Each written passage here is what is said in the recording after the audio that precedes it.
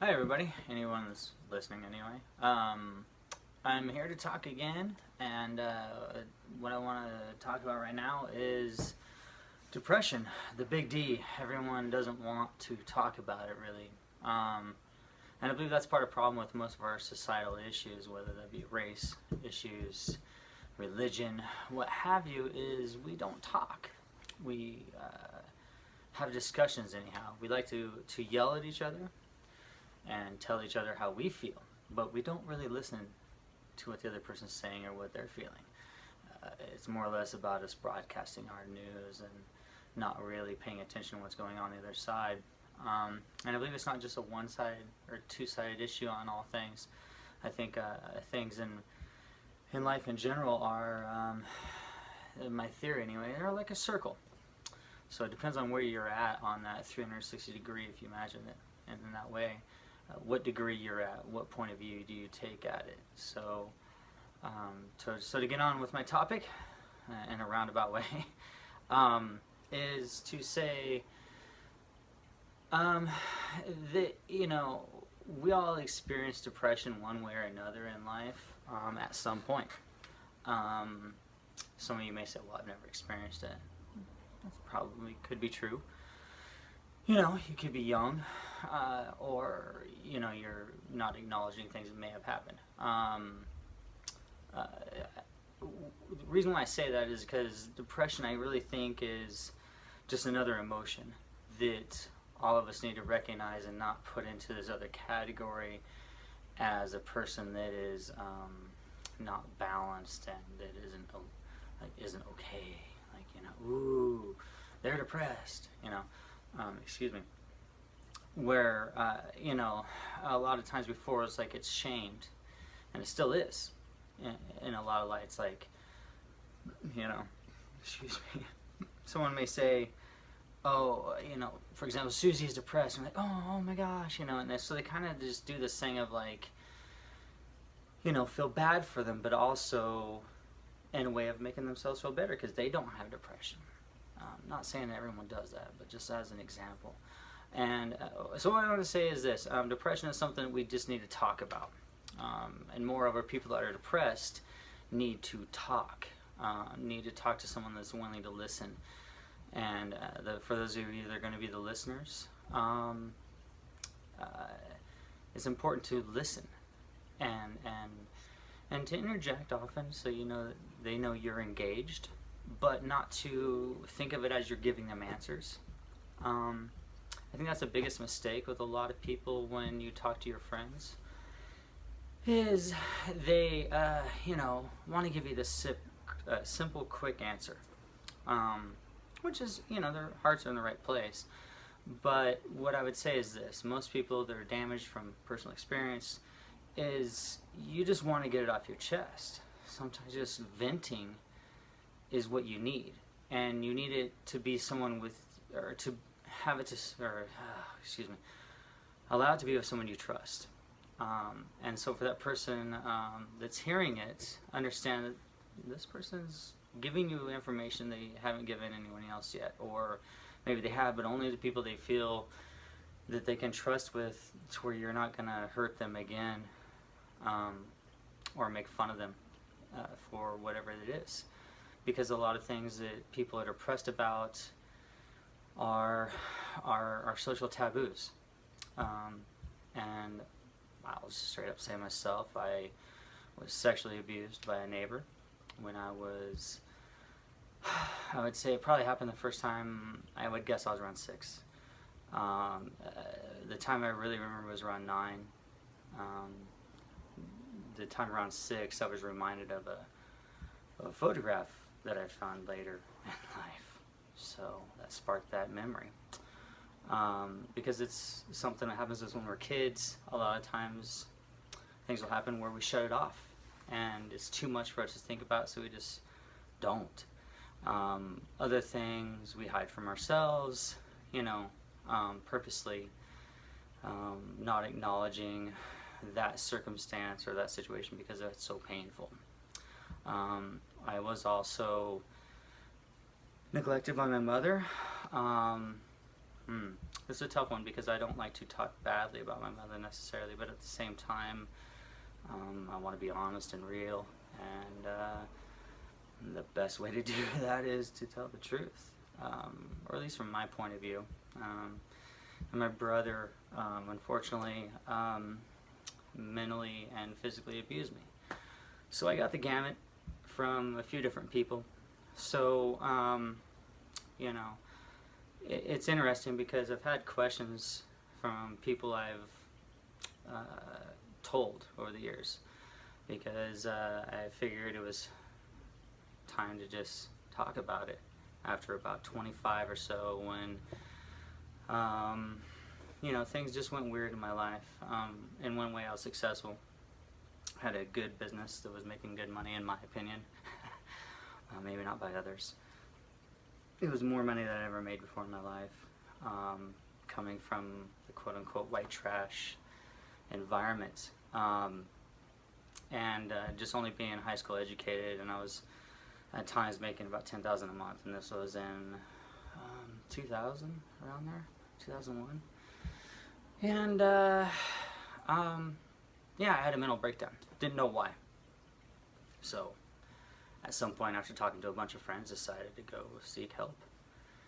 Went to a psychologist, or therapist rather, and just began telling my story, and because that's what she wanted me to do, to figure out what's going on. And as I'm telling my story, at one point I realized that she was crying, which should have sent off alarm bells in my head, but it didn't. It was just kind of like, wow, that's interesting. It wasn't until later in the session I kind of got what she was trying to tell me. That was really important. It started the whole process for me to figure it out, to want to figure it out. The first lesson I learned was, even though I had gotten rid of the abusers that were in my life, or at least placed them properly, I was still having trouble because I was continuing the abuse upon myself. One, because it's for myself, and for others that are abused, it's hard for others to understand, but you feel comfortable in that environment. I always started on people telling me that I couldn't do something, because that's what I grew up with, was being told I was always going to be a loser and that I wouldn't amount to anything. So I wanted to prove them wrong. Simple as that. And so I used that as fuel, as a lot of you I'm sure do. But at one point it started to backfire because it wasn't working anymore. My anger was getting the better of me, and I couldn't use it anymore as fuel to try to achieve. I learned how to achieve just simply because I either wanted it or needed it. And that's not a monetary thing always, but that is also obviously included in a lot of our lives, is earning money, being successful in a lot of people's eyes is how much money do you make, which is obviously not the correct way to view success. But that's what we do. That's what we do with the idea of labels. Labeling people as depressed or this or that. So anyway, back to getting depressed, because I kind of tend to go here and there. I'm going to stay focused on depressed as long as I can, as long as the 15 minutes allow me on these YouTube videos, which I understand is what the kind of limit is, unless you want to go longer, which I don't really know a lot. Like I said, this is my second video I've ever made. And so depression, and I don't want to poo-poo on people that do take pills, that need them,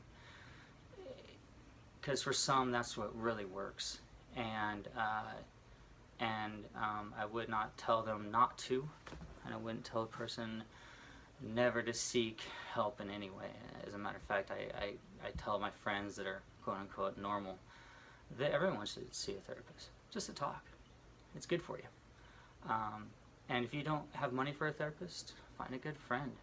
I know they're hard to find in that light, but if you search long enough, you'll find someone, whether it is just a true friend, a relative, an aunt, an uncle.